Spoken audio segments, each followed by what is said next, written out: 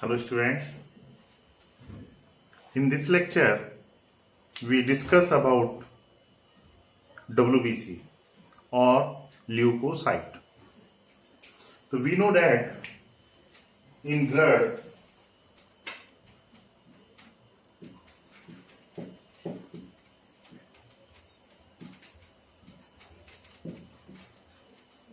made by two major components.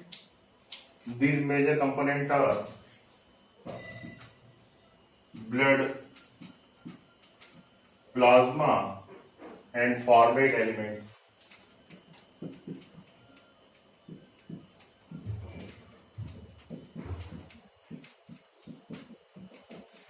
तो blood में दो मेजर कंपोनेंट होते हैं.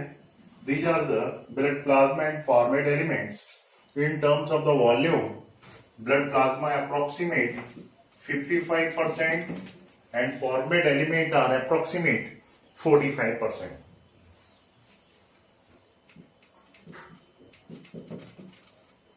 The question arises here, what is mean of the formate element? Actually, plasma means just a water-like substance. ठीक है, और इसमें कोई भी सेल या सेल लाइक कोई भी सब्सटेंस है उसे हम क्या बोलते हैं? फॉर्मेट एलिमेंट के नाम से जानते हैं. तो हमारे ब्लड में फॉर्मेट एलिमेंट होते हैं कितने? 3. कौन कौन से होते हैं? These are RBCs, WBCs and platelets.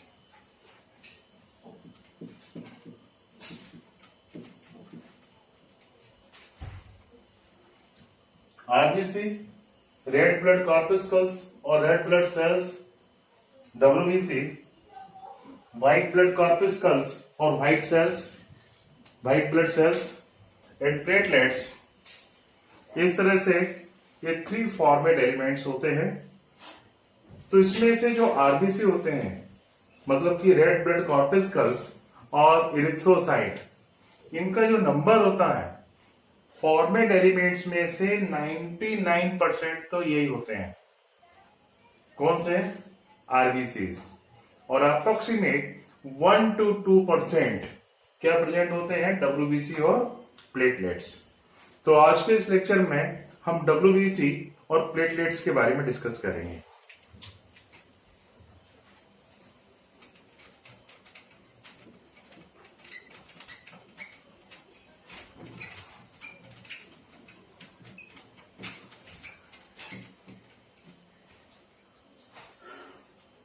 WBCs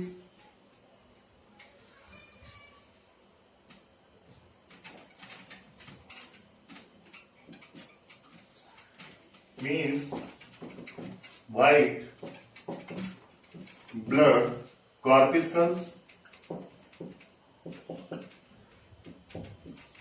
It is also known as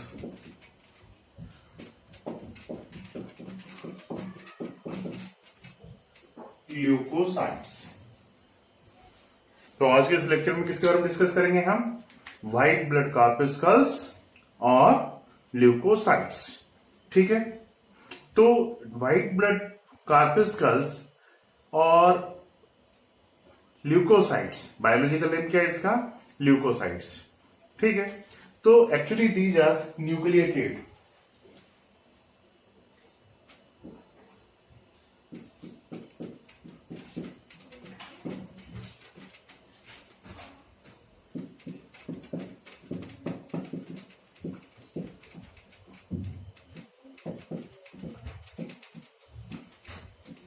These are nucleated or nucleated cells और फॉर्मेट एलिमेंट्स. देखिए आरबीसी हमने क्या देखा था कि वो सेल जिससे आरबीसी का डेवलपमेंट हुआ है वो तो न्यूक्लिएटेड है, और at a time of development mature RBC के अंदर सेल ऑर्गेनेल्स और न्यूक्लियस बिकम डीजेनरेट. ठीक है, इनके अंदर न्यूक्लियस और सेल ऑर्गेनेल्स डीजेनरेट नहीं होते हैं. These are nucleated cells. इनमें सभी सेल ऑर्गेनेल्स भी प्रेजेंट होते हैं. ठीक है, due to the lack of haemoglobin, इनका जो कलर होता है वो कैसा होता है, व्हाइट होता है। ठीक है, तो इसका कलर कैसा है, व्हाइट।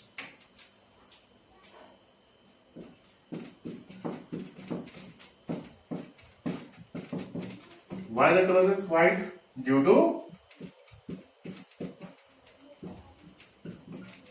lack of hemoglobin. तो due to the lack of haemoglobin इनका कलर जो होता है वो कैसा होता है, व्हाइट होता है। These are wandering cells. Wandering cells क्यों है, क्योंकि these cell can pass out from the blood capillary. These cells are can be moved with the help of pseudopodia। तो इसलिए ये कैसे सेल्स हैं, ये सेल्स हैं हमारे वंडरिंग सेल्स हैं। ठीक है,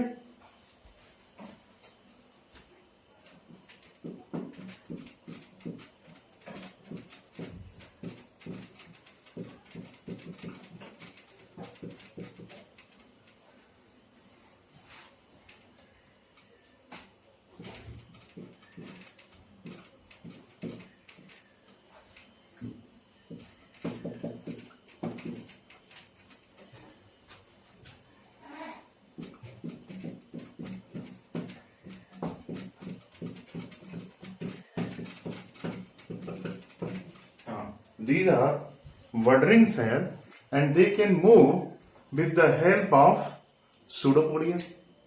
ठीक है, उसके बाद ये सेल क्या होता है कि ब्लड कैपिलरी के भी पास आउट हो सकते हैं, बाहर निकल सकते हैं। This cell can squeeze out from the blood capillary. अब ब्लड कैपिलरी में क्या है, ब्लड कैपिलरी के अंदर क्या है कि केवल एक सिंगल लेयर, एक सिंगल कवरिंग होता है, जबकि आर्टरी और वेन का जो वॉल होता है वो 3 लेयर्ड स्ट्रक्चर होता है। तो अब क्या है कि स्क्वैमस एपिथेलिया के अंदर जो बारीक बारीक जो छेद है, जो स्पेस है, उनमें से ये पास आउट हो जाते हैं। एक्चुअली ये कैसे हैं, इनका जो शेप होगा वो शेप कैसा होगा, आप देखिए इनका जो शेप है हमारे WBCs का, इनमें ये न्यूक्लियस हो गया और इनमें ये क्या दिख रहा है आपको, सूडोपोडिया। तो this WBC can be move with the help of pseudopodia. ठीक है,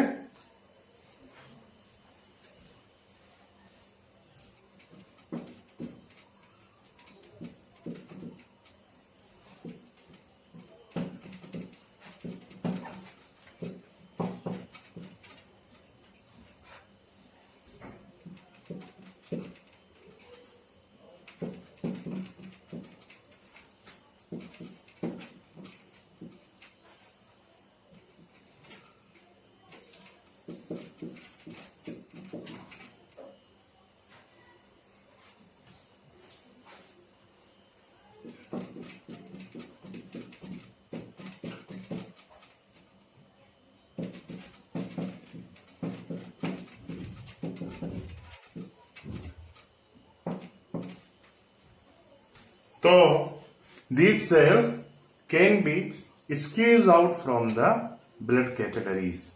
ये ब्लड कैपिलरी से जो है ये स्क्वीज आउट हो सकते हैं, किसके थ्रू, उनमें जो छोटे छोटे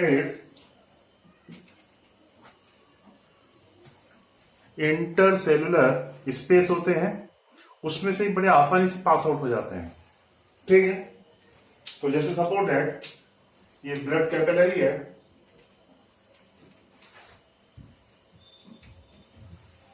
तो मान लीजिए कोई WBC ब्लड कैपिलरी के अंदर है, तो ये बड़ी आसानी से इसकी वॉल के बाहर आ सकता है। ठीक है, किस तरह से आएगा, ये काफी फ्लेक्सिबल सेल्स है, तो अपना शेप चेंज करके छोटे से पोर के अंदर से ये बाहर निकल सकता है। तो ये जो प्रोसेस होगी इसे हमने क्या बोला, डाइपेडिस। ठीक है, दिस प्रोसेस नोन एज डाइपेडिस। अब WBC responsible for the defence system of human body.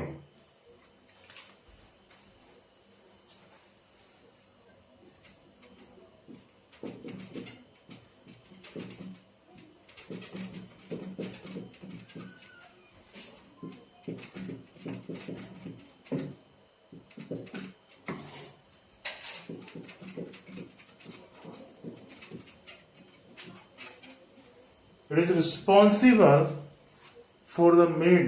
It is responsible for the defense system of human body. ठीक है.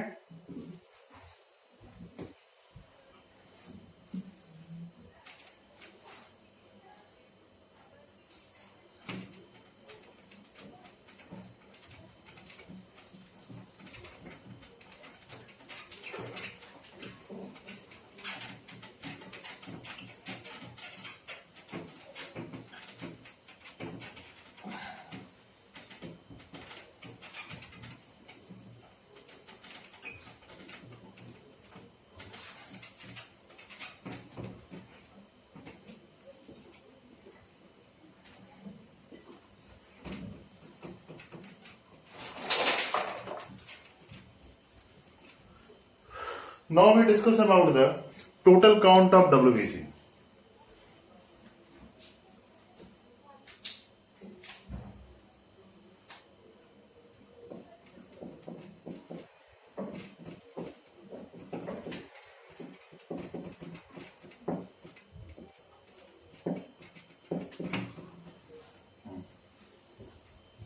तो हमने आरबीसी के रिगार्डिंग क्या देखा था कि पर क्यूबिक एमएम में आरबीसी कितना होता है 5 to 5.5 मिलियन पर क्यूबिक एमएम।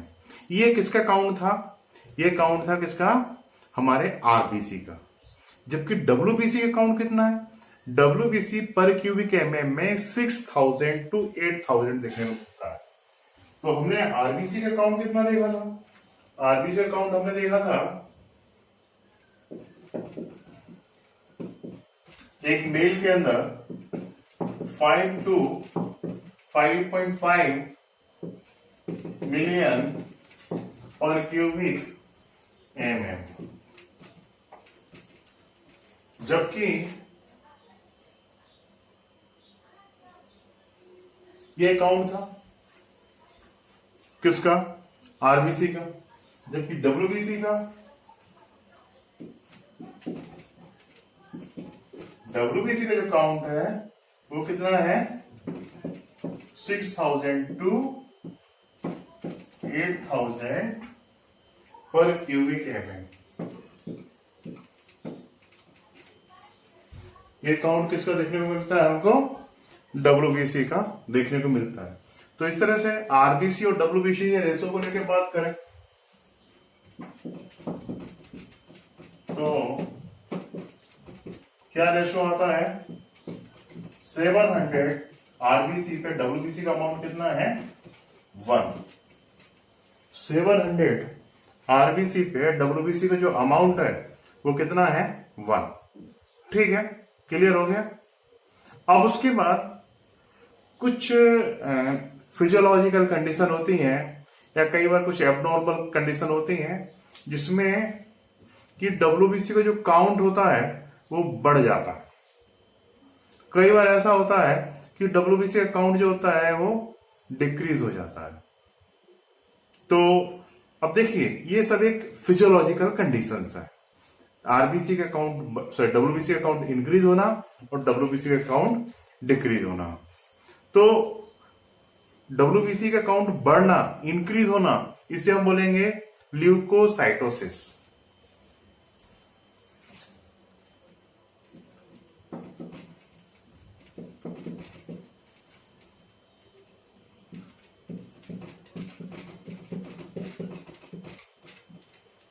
तो ल्यूकोसाइटोसिस कौन सी एबनॉर्मल कंडीशन है?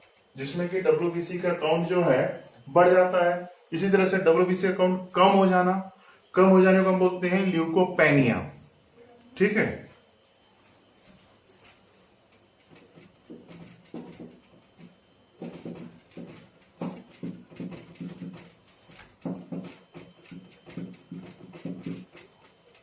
तो ल्यूकोपेनिया मतलब कि डब्ल्यूबीसी का काउंट डिक्रीज हो जाना। उसी तरह से ब्लड कैंसर इसे हम बोलते हैं leukaemia.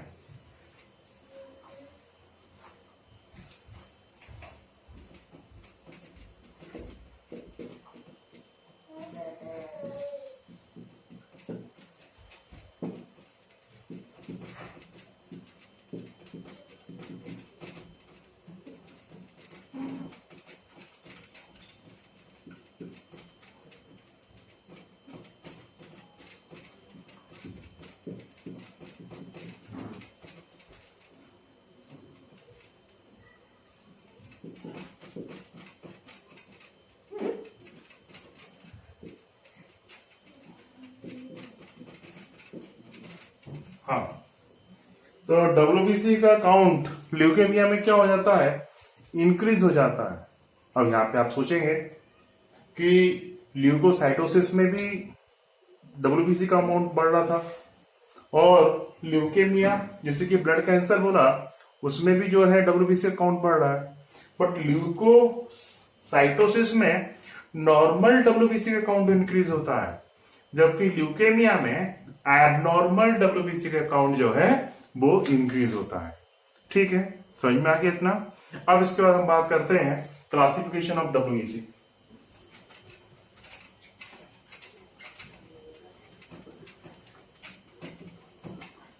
Now we discuss about classification of WBC, the types of WBC.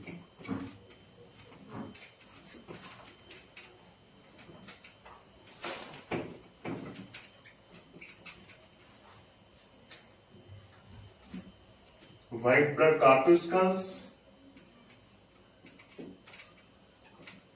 WBC is also known as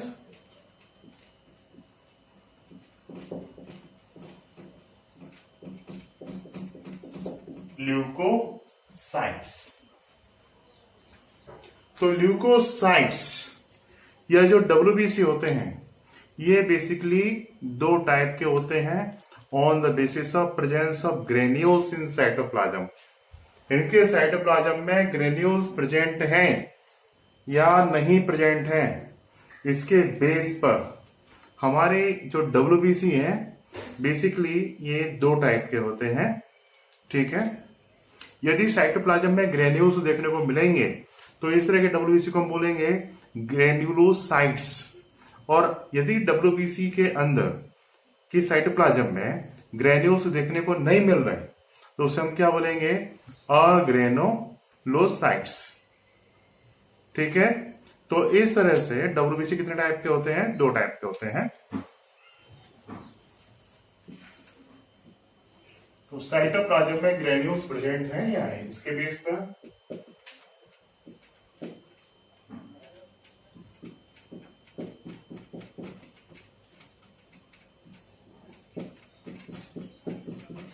granulocytes डब्ल्यूबीसीज, और दूसरे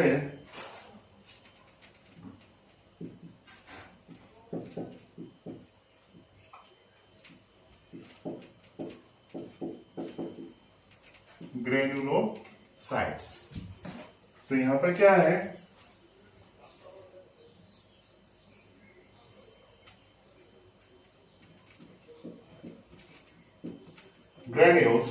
granules actually made by lysosomes.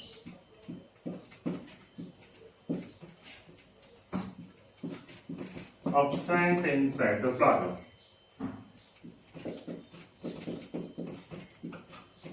और यहां पे क्या होता है,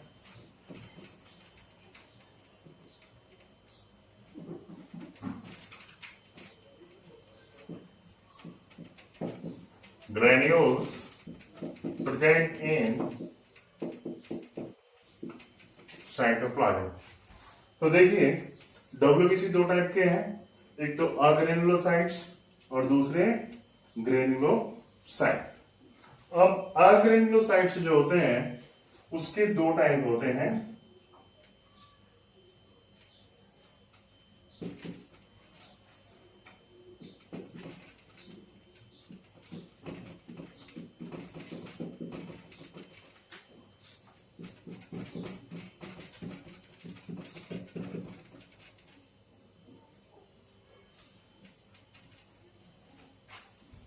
तो हमारे जो अग्रेनुलोसाइट्स होते हैं, तो हमारे अग्रेनुलोसाइट्स बेसिकली दो टाइप के होते हैं। एक कौन से होते हैं, सॉरी,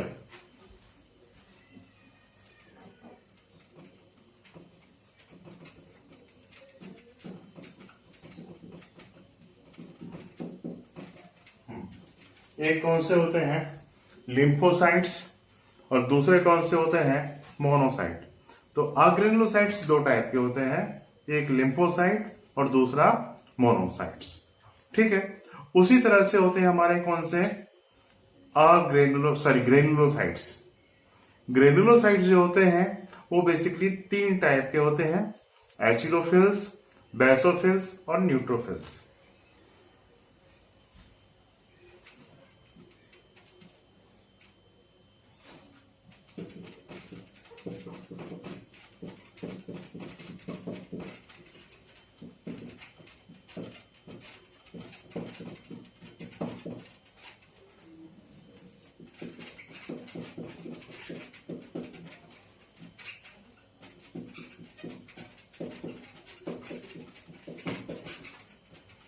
तो हमारे ग्रेनुलोसाइट्स भी कितने टाइप के हैं, तीन टाइप के हैं। ठीक है, अब हम इनके नंबर को लेकर डिस्कस कर लेते हैं। तो सबसे पहले हम किसको देखेंगे, अग्रेनुलोसाइट्स को देखेंगे। तो अग्रेनुलोसाइट्स में जो हमारे लिम्फोसाइट्स हैं, इनका जो नंबर होता है वो 20 to 25% टोटल डब्ल्यूबीसी का पार्ट बनाते हैं, जबकि मोनोसाइट 2 से 4% पार्ट तैयार करते हैं। सॉरी, लिम्फोसाइट तैयार करते हैं 20 to 25%, जबकि मोनोसाइट्स ये बनाएंगे कितने, 2 से लेकर 10%। इनका नंबर कम ज्यादा होता रहता है, फ्लक्चुएट होता रहता है।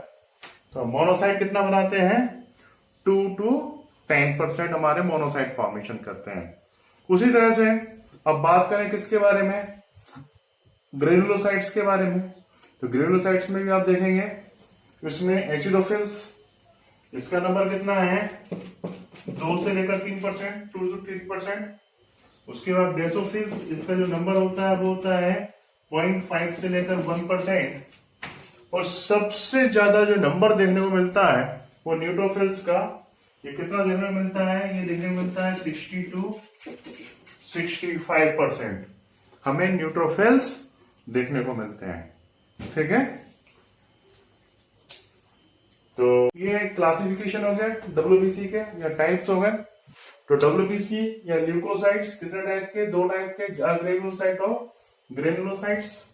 अग्रेनुलोसाइट के साइटोप्लाज्म में ग्रेन्यूल्स एब्सेंट, ग्रेनुलोसाइट के साइटोप्लाज्म में ग्रेन्यूल्स प्रेजेंट। ग्रेन्यूल्स किसके बने होते हैं, लाइसोसोम्स के बने होते हैं। ठीक है, अब ग्रेनुलोसाइट्स के दो टाइप, लिम्फोसाइट, मोनोसाइट। लिम्फोसाइट कितना परसेंट, लिम्फोसाइट होता है हमारा तकरीबन 20 to 25%, जबकि मोनोसाइट कितना होता है, 2 to 10% समथिंग होता है। उसी तरह से ग्रेनुलोसाइट्स, ग्रेनुलोसाइट्स में आते हैं तीन, एसिडोफिल्स, बेसोफिल्स और न्यूट्रोफिल्स। एसिडोफिल्स होंगे कितने, 2 to 3%, बेसोफिल्स 0.5 से 1%, और हमारे न्यूट्रोफिल्स जो होते हैं वो 60 to 65% देखने को मिलते हैं। Now, first of all, we discuss about the granulocytes.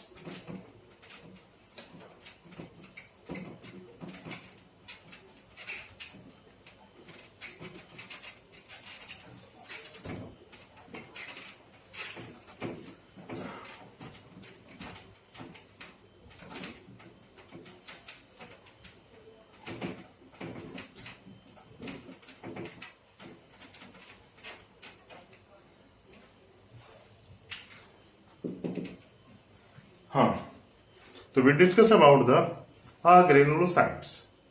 तो यहां पर क्या है, granules absent.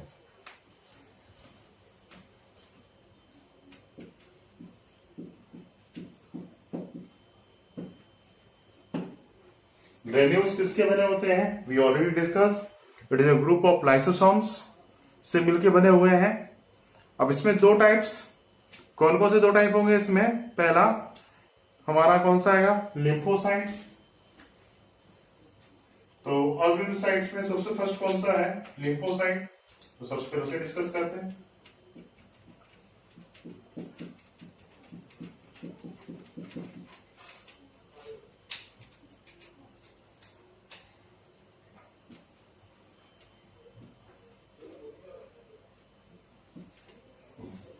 So first of all, we discuss about the lymphocyte.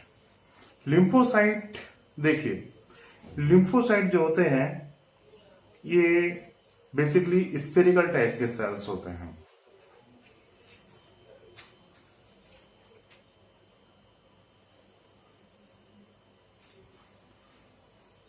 ये कैसे हैं? ये स्पेरिकल टाइप के होते हैं। इनमें आपको सेंटर में आपको एक राउंडेड न्यूक्लियस देखने को मिलेगा।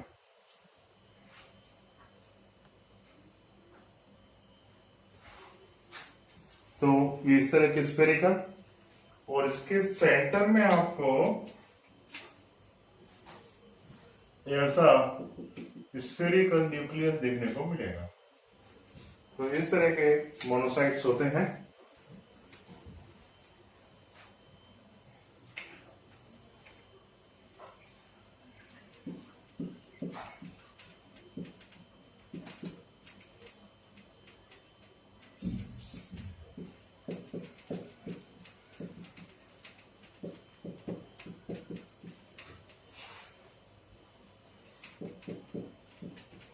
ये राउंडेड सेल्स हैं, और इसमें किस तरह का जो न्यूक्लियस प्रेजेंट है? स्फेरिकल न्यूक्लियस प्रेजेंट होता है। इनका जो साइज होता है वो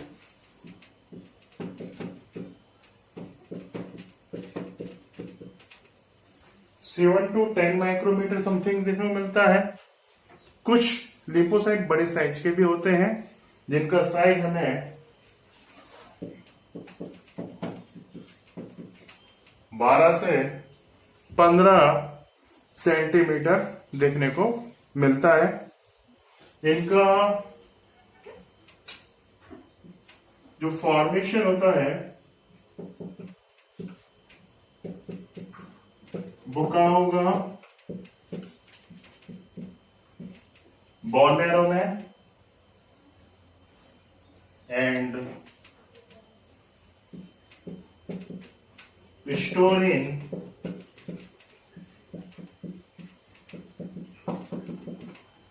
लिम्फेटिक ग्लैंड्स।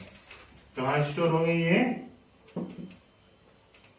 लिम्फेटिक ग्लैंड्स में स्टोर होते हैं।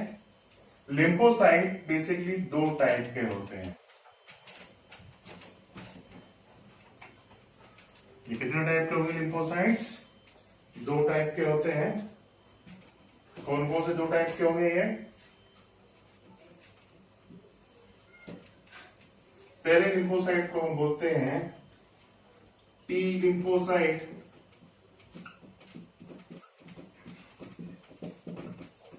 और दूसरे टाइप के लिम्फोसाइट को हम बोलते हैं B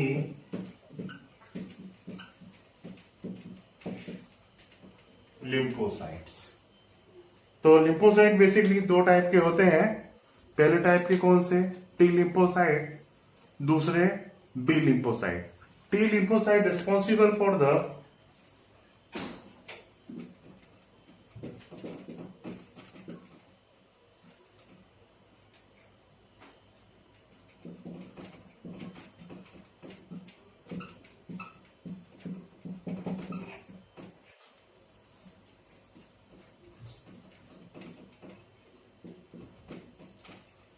It is responsible for the cell mediated immunity के लिए रिस्पॉन्सिबल होते हैं। They are responsible for the cell mediated immunity CMI के लिए रिस्पॉन्सिबल होते हैं। Second is that B lymphocyte. B lymphocyte responsible for the humoral immunity.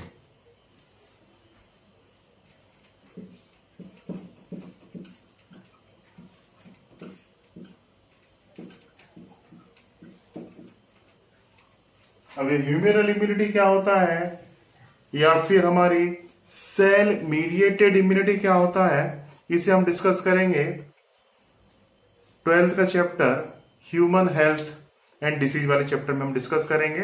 अभी केवल अपने को इतना याद रखना है कि लिम्फोसाइट बेसिकली दो टाइप के होते हैं। कौन कौन से? टी लिम्फोसाइट जो कि सेल मीडिएटेड इम्यूनिटी के लिए रिस्पॉन्सिबल है या सेल लेवल की इम्यूनिटी के लिए रिस्पॉन्सिबल होते हैं, जबकि हमारे दूसरे जो होते हैं वो कौन से होते हैं? ह्यूमरल इम्यूनिटी के लिए रिस्पॉन्सिबल होते हैं, या ऐसे हम बोलते हैं एंटीबॉडी मीडिएटेड इम्यूनिटी।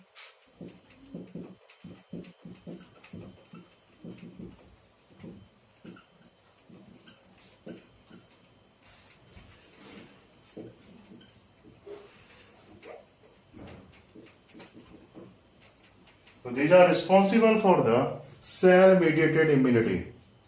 ठीक है, तो अग्रेनुलोसाइट्स में फर्स्ट टाइप लिम्फोसाइट हमने डिस्कस कर लिया। Now we discuss about next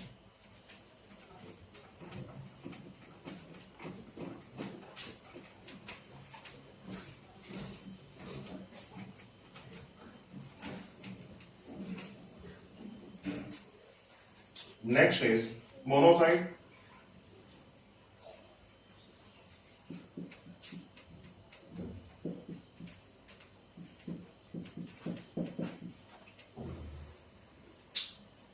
तो मोनोसाइट्स का नंबर कितना था? ये कितने होते हैं टोटल? डब्ल्यूबीसी का कितना पोर्शन फॉर्मेट करते हैं? ये बनाते हैं 2 to 10% of total WBC. Total WBC कितने परसेंट बनाते हैं? 2 to 10%। It is largest WBC.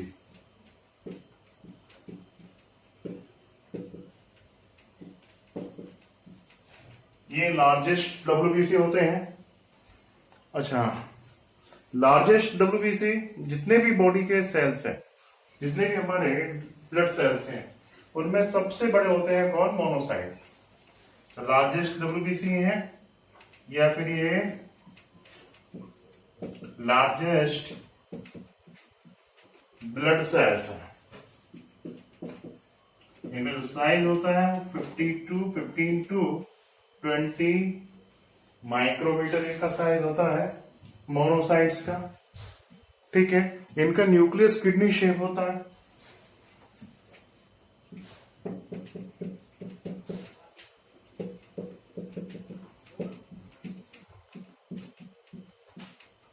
कुछ इस तरह के होंगे। ये हमारा मोनोसाइट, और उसके अंदर ये इस तरह का उसका न्यूक्लियस।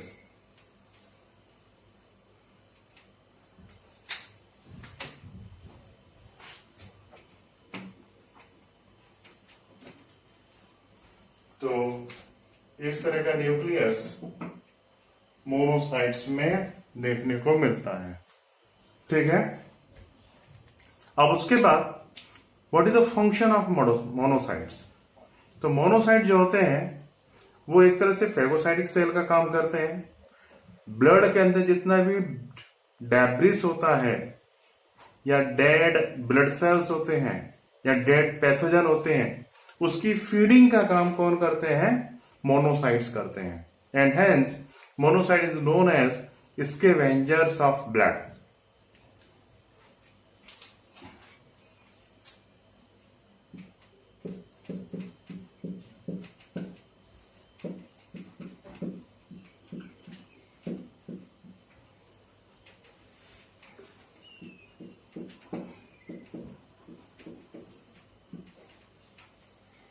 आपने लोअर क्लास में इकोलॉजी में पढ़ा होगा कि स्कैवेंजर्स ऑफ नेचर किसे बोला जाता है, या फिर स्कैवेंजर्स ऑफ टेरेस्ट्रियल इकोसिस्टम किसको बोला जाता है? वल्चर को। क्यों? क्योंकि जितने भी डेड एनिमल्स है वो उन सबको खा के साफ करता है, सराउंडिंग को क्लीन करता है।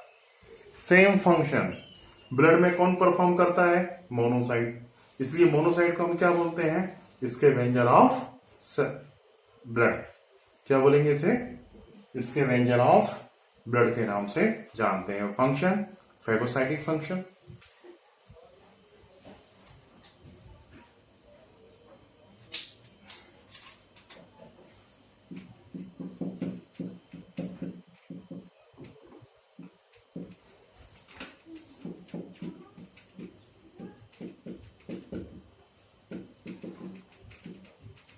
फंक्शन क्या होगा इसका? फेगोसाइटोसिस। फेगोसाइटोसिस मतलब कि जो भी मटेरियल है, जो भी फॉरेन सब्सटेंस है, उसे क्या करना? फीड करना। तो ये फेगोसाइटोसिस हो गया। तो ये काम, ये फंक्शन परफॉर्म करता है। अच्छा, इसके बाद कनेक्टिव टिश्यू में आपने मैक्रोफेजेस पढ़े होंगे। तो macrophages of connective tissue is also modification of monocytes.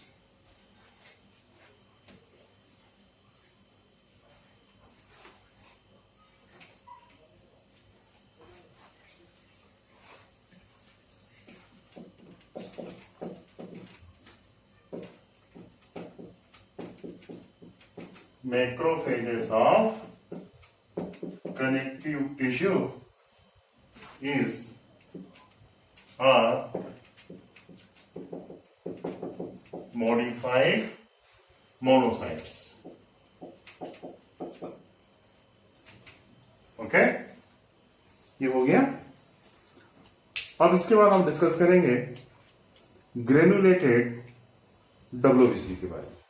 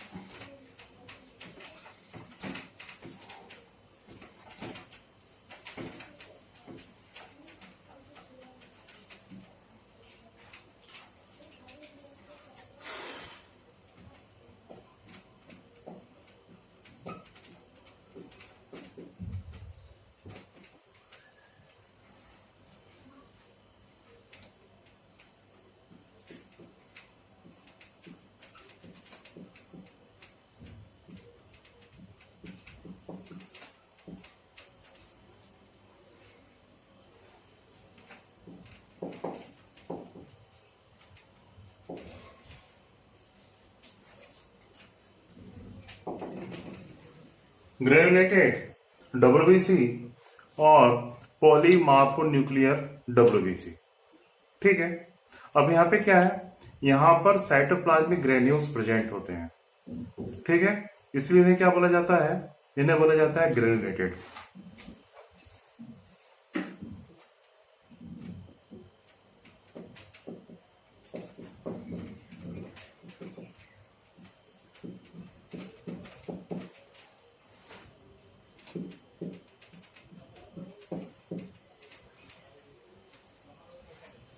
made by lysosomes are present। तो यहां पर क्या होता है? साइटोप्लाज्मिक ग्रेन्यूल्स जो होते वो यहां पर प्रेजेंट होते हैं। ठीक है, इनका भी फॉर्मेशन कहां होगा? बोन मैरो में होगा। ये भी न्यूक्लिएटेड सेल्स होते हैं और इनका जो साइज होता है अप्रोक्सीमेटली 12 माइक्रोमीटर टू 15 माइक्रोमीटर इनका साइज होता है। तो यहां पर जो इनका एवरेज साइज है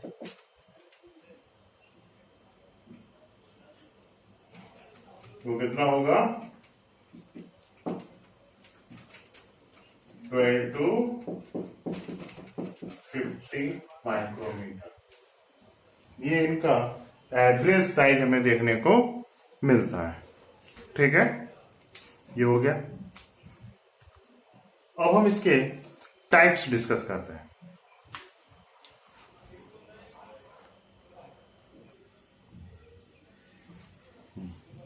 तो students, now we discuss about the granulocytes.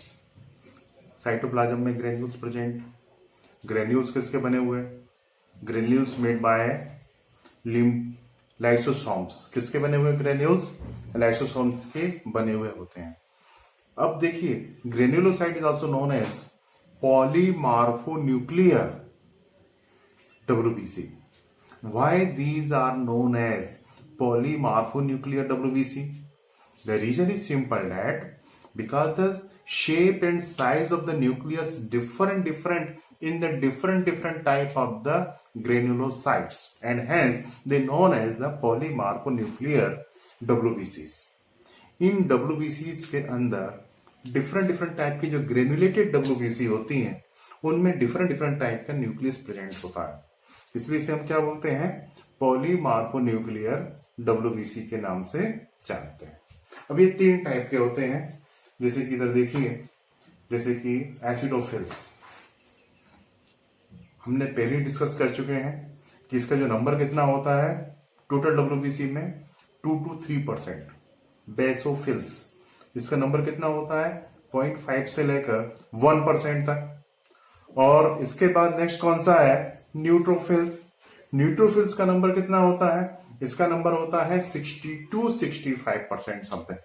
ठीक है, तो first of all we discuss about the acidophils. Acidophils को एसिडोफिल्स क्यों बोलते हैं, because they easily stain by acidic stand.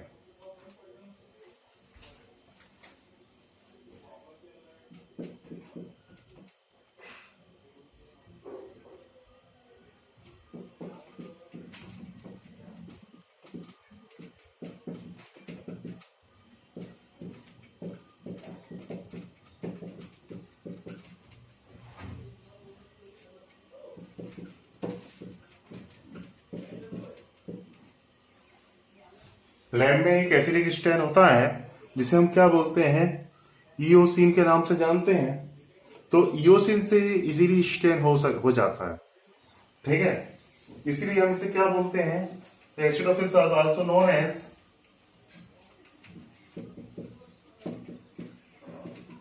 Eosinophils.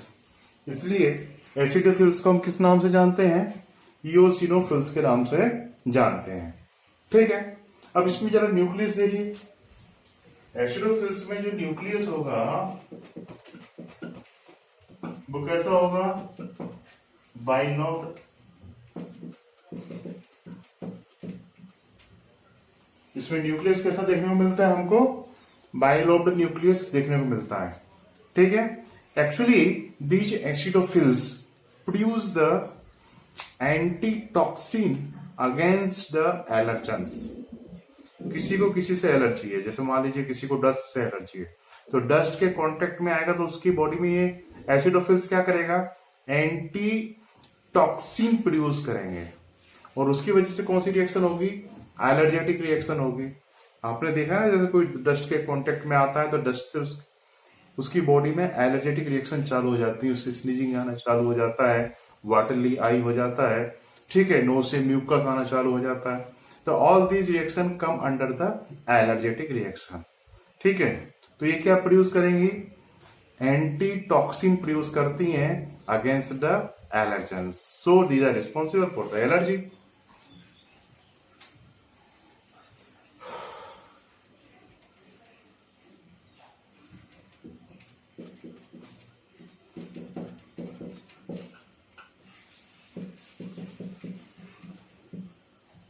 तो these are responsible for allergy. ठीक है, क्लियर। अब उसके बाद now we discuss about basophils. अच्छा, एसिडोफिल्स का नंबर कितना बताया था, 2 से 3%। इसका नंबर कितना होता है एसिडोफिल्स का, 2 to 3%।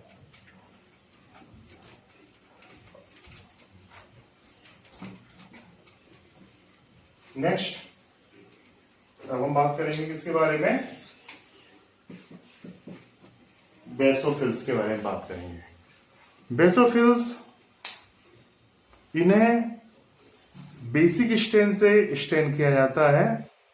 ठीक है, इसलिए इन्हें हम क्या बोलते हैं, बेसोफिल्स।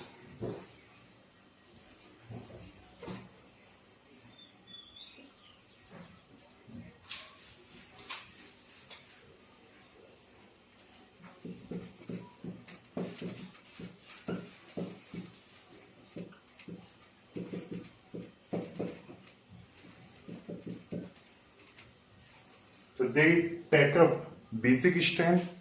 Example methylene blue.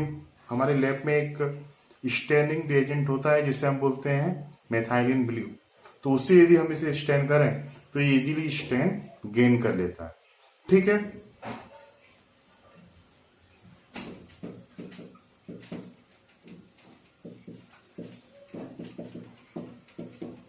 तो मिथाइलिन ब्यूटीन जैसे स्टैंड जो होते हैं ये इजीली उससे स्टैंड गेन कर लेता है। इसका nucleus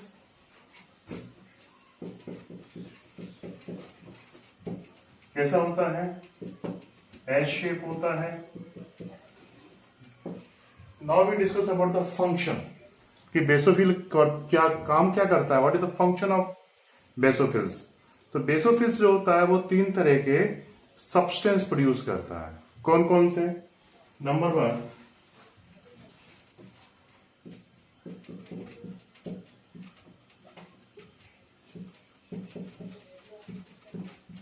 they produce number 1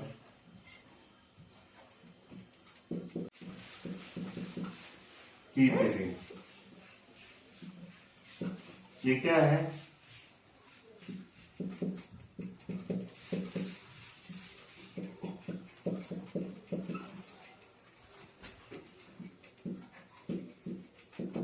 These are anti blood clotting agent. तो हिपेरिन क्या होता है? एंटी ब्लड क्लोटिंग एजेंट होता है, ये प्रोड्यूस करता है हिपेरिन। हिपेरिन के बाद एक सब्सटेंस और होता है जिसे हम बोलते हैं हिस्टामाइन, वो भी ये प्रोड्यूस करता है।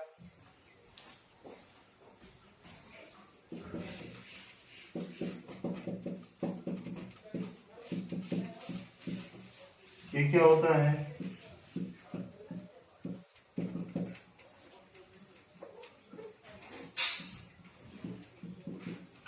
वेसोडायलेटर होता है। मतलब करता क्या है ये? ब्लड वेसल को डायलेक्ट करता है। ठीक है, जैसे ब्लड वेसल कुछ इस टाइप का है तो हिस्टामाइन क्या करेगा? उसे डायलेक्ट कर देगा। अच्छा, जब ब्लड वेसल डायलेक्ट होंगे तो बीपी कम होगा कि बढ़ेगा? बीपी डाउन होगा, क्योंकि ब्लड वेसल्स डायलेट हो गई। ठीक है, तो ब्लड वेसल्स की वॉल पे जो प्रेशर लगाता है, जो फोर्स लगाता है, वही क्या होता है? Blood pressure. तो जब ब्लड वेसल्स छोटी थी पहले, अब डायलेक्ट होकर बड़ी हो गई, तो बीपी की वैल्यू डाउन हो जाएगी। ठीक है, तो ये वेसोडायलेटर होता है। एक होता है कौन सा?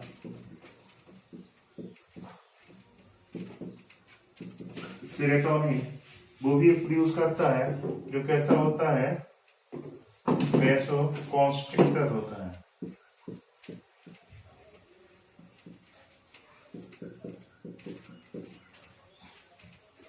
देखिए, हिस्टामाइन ब्लड वेसल्स को डायलेक्ट कर रहा है।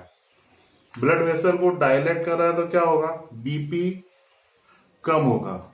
सेरोटोनिन जब सिक्रेट होगा तो यह ब्लड वेसल को कॉन्स्ट्रिक्ट करता है। कॉन्स्ट्रिक्ट करता है तो क्या होगा? जब कॉन्स्ट्रिक्ट करेगा तो ब्लड प्रेशर बढ़ेगा। ठीक है, हमारी बॉडी में जो इन्फ्लेमेटरी रिएक्शंस होती हैं उनके लिए ये सब्सटेंस रिस्पॉन्सिबल होते हैं। कौन कौन से? हिपेरिन और सेरोटोनिन। कहां पर?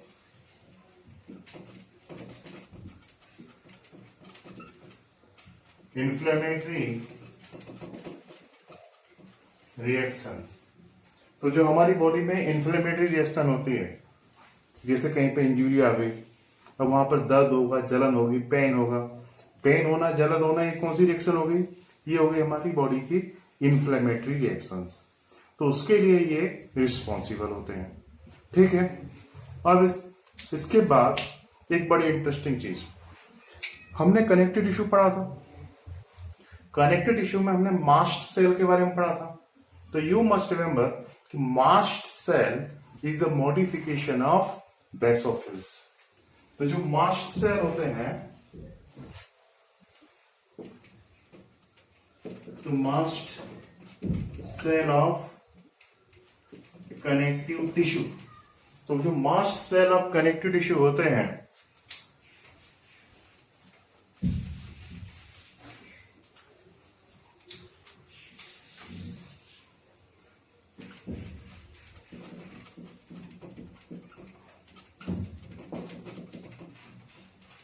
तो मास्ट सेल ऑफ जो कनेक्टिव टिश्यू होते हैं, तो these are modified connective tissue.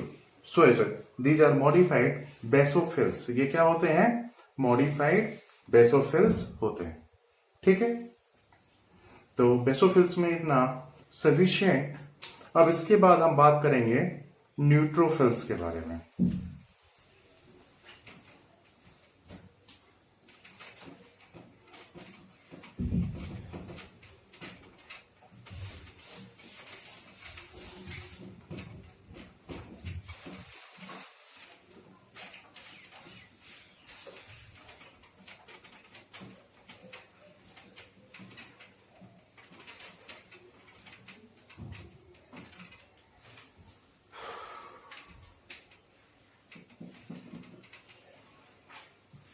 So now we discuss about the neutrophils.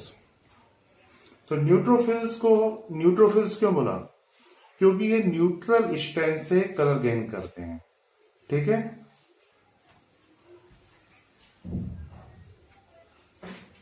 तो न्यूट्रोफिल्स का अमाउंट कितना होता है? न्यूट्रोफिल्स का अमाउंट होता है 60 to 65% ऑफ टोटल WBC। तो neutrophils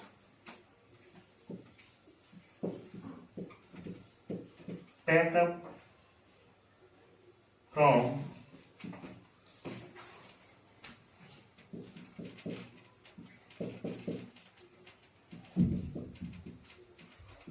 neutral strain.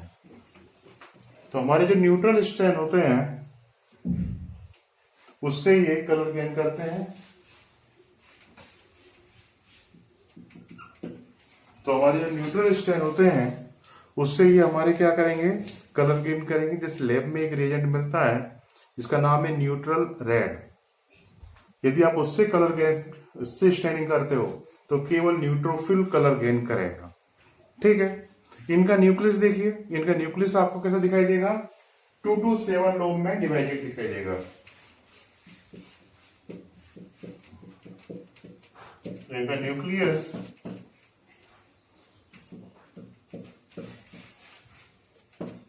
To to 7 lobe हमें देखने को मिलता है।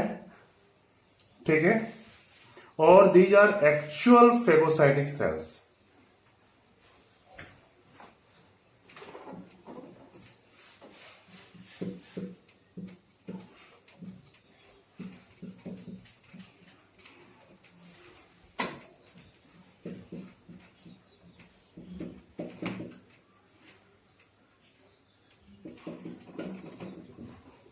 तो these are actual phagocytic cells, मतलब कि जो पैथोजन को डिस्ट्रॉय करने का काम, फॉरेनर सेल्स को जो डिस्ट्रॉय करने का काम करते हैं हमारे बॉडी में, वो बेसिकली कौन करते हैं?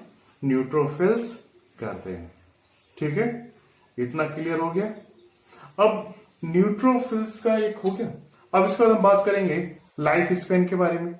तो देखिए स्टूडेंट्स, लाइफ स्पेन जो WBC का होता है उसमें काफी ज्यादा वेरिएशन देखने को मिलता है डिफरेंट टाइप की WBC के अंदर। अब जैसे ग्रेन्युलोसाइट्स को लेकर बात करें, हम बात करें एसिडोफिल्स को, बेसिडोफिल्स या न्यूट्रोफिल्स को लेकर डिस्कस करें, तो इनका जो लाइफ स्पेन होता है वो 4 to 8 आवर्स होता है। ठीक है, ये 4 से 8 घंटे तक जिंदा रहते हैं। If we discuss about the monocyte, तो मोनोसाइट का जो लाइफ स्पेन होता है वो 10 to 20 आवर्स होता है। ठीक है, अब इसके बाद हम बात करें किसके बारे में? हमारे जो है लिम्फोसाइट्स के बारे में। तो लिम्फोसाइट जो होते हैं वो कुछ वीक से लेकर कुछ मंथ, कुछ ईयर या मेनी ईयर तक सरवाइव कर सकते हैं। ठीक है, जैसे हमारे memory cell is a type of lymphocytes. तो ये मेमोरी सेल जो होते हैं वो काफी कई सालों तक हमारी बॉडी के अंदर सरवाइव करते हैं। तो WBC के बारे में इतना सफिशिएंट। Thank you students.